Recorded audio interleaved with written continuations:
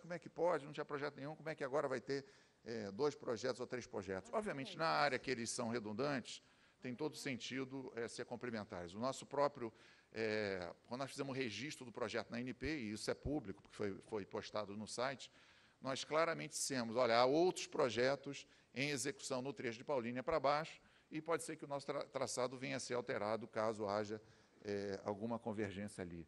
Mas essa é a visão que nós temos, de à medida que o país se desenvolva, a rede dutoviária cresce também, está crescendo hoje muito forte com o apoio do governo nos gasodutos, por que não nos alcodutos também?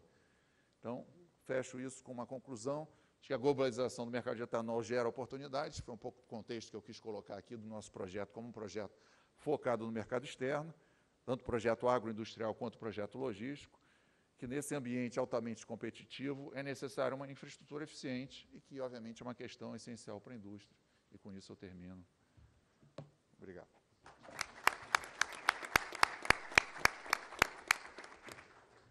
Muito obrigado, Rogério. E, finalmente, com aquela foto, nós vamos precisar de mais fotos mostrando congestionamento.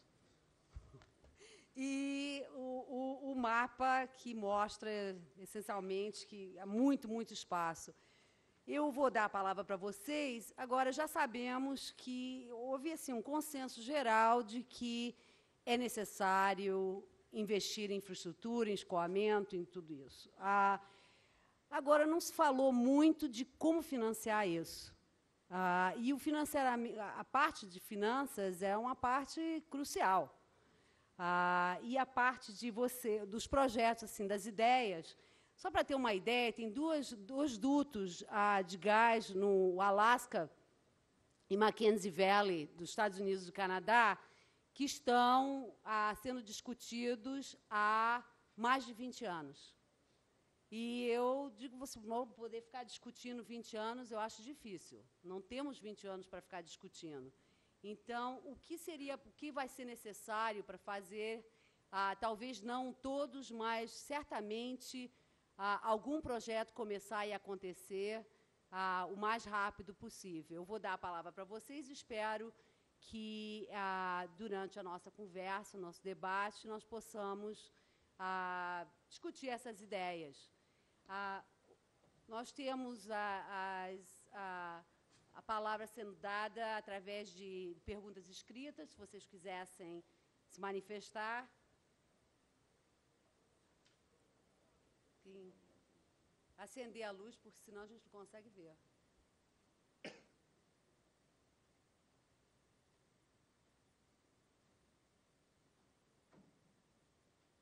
Obrigado. Tá certo. Alô, Perfeito. Nós temos um microfone, melhor ainda. Posso usar? Sim, poderia se identificar, por favor? Zambello, Grupo Farias. Eu quero agradecer aos palestrantes, realmente, para que nós que somos neófitos nessa logística aí é muito interessante. E toda vez que a gente é novo no assunto, a gente vai procurar se algum caso de sucesso, né? E quando é commodity e logística, a gente vai ver a Vale.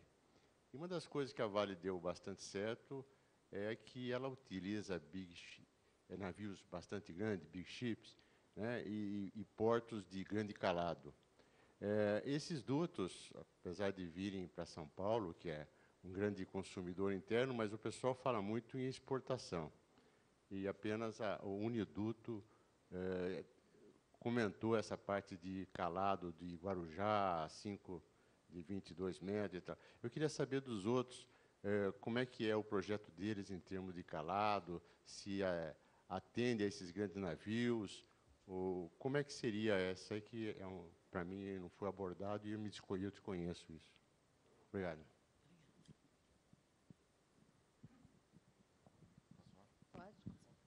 No nosso caso, essa foi uma boa discussão. Há uma expectativa que se comenta em alguns momentos na indústria de se utilizar navios muito grandes para exportação de etanol. Nós não fomos por essa rota. Nós fomos pela rota de que os nossos portos eles deveriam, se possível, obviamente, poder acomodar navios muito grandes. Mas seria suficiente se ele tivesse condição de acomodar os navios de 40 mil metros cúbicos e ideal que ele pudesse acomodar os chamados Panamax, que são navios aí de 70 mil metros cúbicos, aproximadamente. Então, depois de ter selecionado 11 portos com diferentes tipos de calá, nós acabamos ficando em Santos, que atende esse requisito dos 36 pés. Então, você vai poder fazer embarques entre 40 e navios de 70, talvez não totalmente cheios, mas, assim, a referência que eu costumo trazer para as pessoas que discutiram aí esse processo da estruturação e da definição é para olhar para o mercado de gasolina.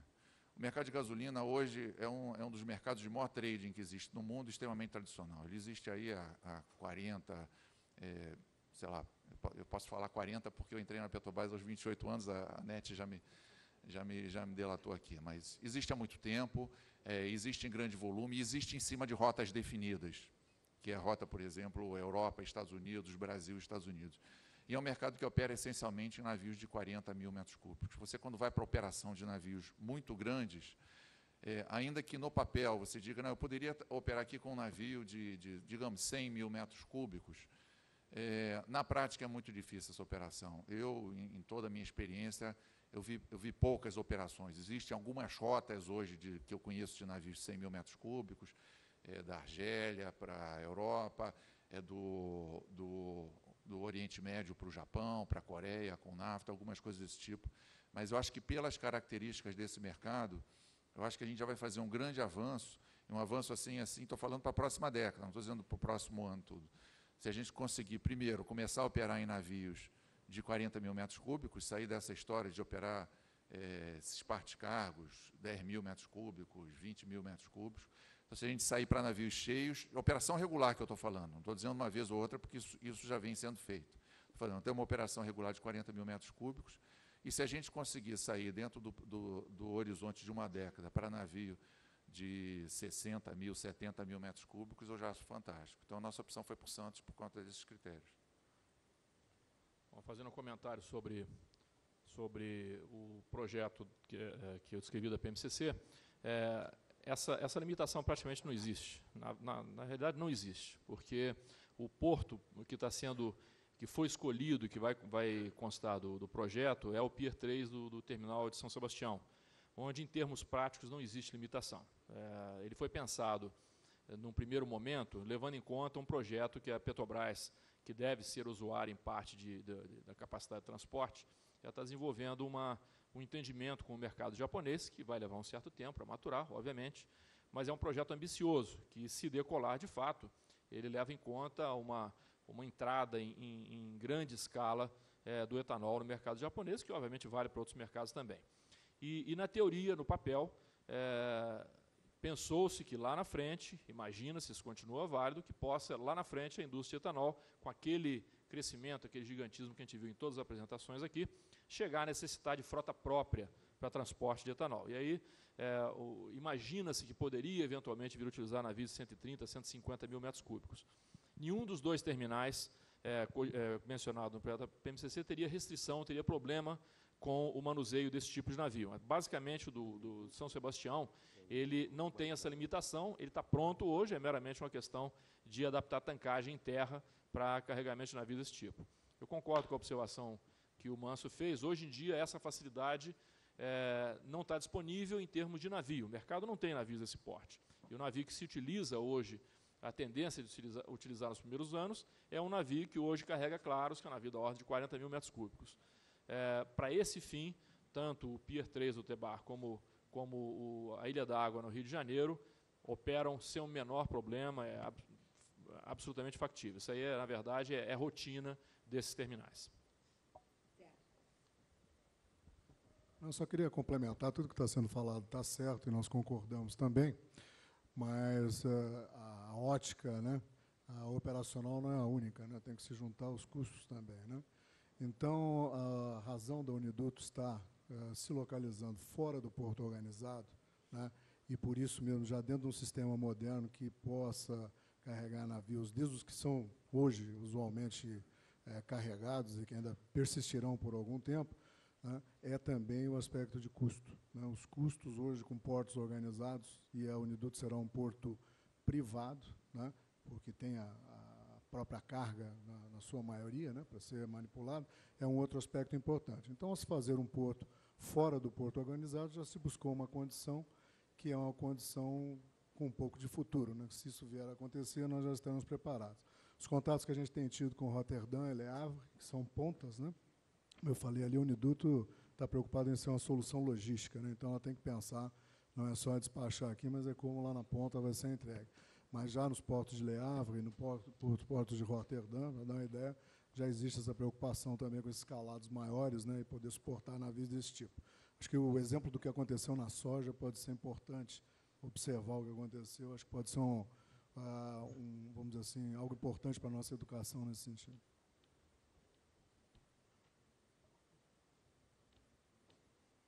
Obrigada. E eu acho interessante nessa discussão também um pensamento de que quando, em termos de custos e em termos de aumento assim muito grande de volume de navios e tudo isso, que nós entramos também na questão ambiental e também na questão do que se vê muito nos Estados Unidos e no Canadá, que é o que a gente chama de NIMBY, Not in My Backyard. Então, todo mundo, as pessoas dispostas a querer crescimento, a querer tudo isso, até que você começa a tentar colocar e conseguir licenças para projetos que atrapalhem a vida e que têm um certo impacto, seguramente, na vida das pessoas, porque sempre vão ter. Então, se torna aí uma logística, ou seja, uma dimensão complementar que eu tenho certeza que vai acontecer. Eu não sei a quantidade de tempo, porque realmente representa-se a qualidade de vida. Então, uma pergunta do Rodrigo de Paiva para todos os palestrantes. Basicamente, existem diversas sinergias entre os projetos, dos 3 projetos. Baseando-se nos volumes existentes e projetados, surge naturalmente a necessidade obrigatória de integração dos projetos. Como esses projetos poderiam ser integrados?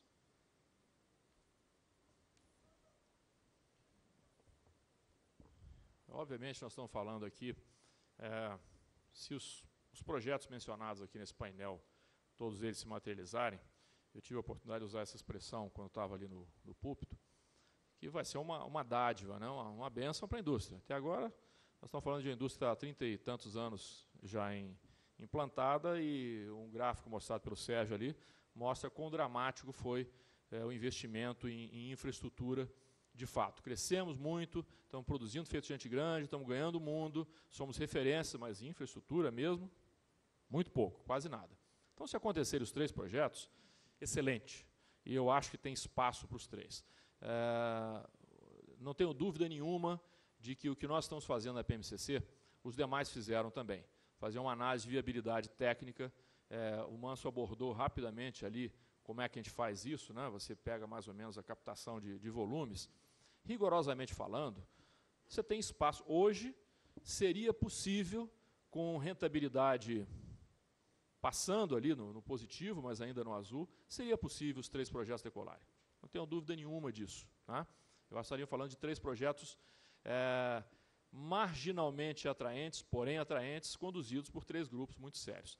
Agora, dada aquela figura, de novo, da distância dos investimentos em infraestrutura para o que foi efetivamente investido no business, olhando a responsabilidade ou a criticidade do tema investimento de capital no negócio de qualquer um, o que nos parece, eu acho que está na cabeça de todo mundo aqui, inclusive da mesa, é que algum espaço há para que essas coisas tenham uma convergência, eles possam ser consultivos. Né?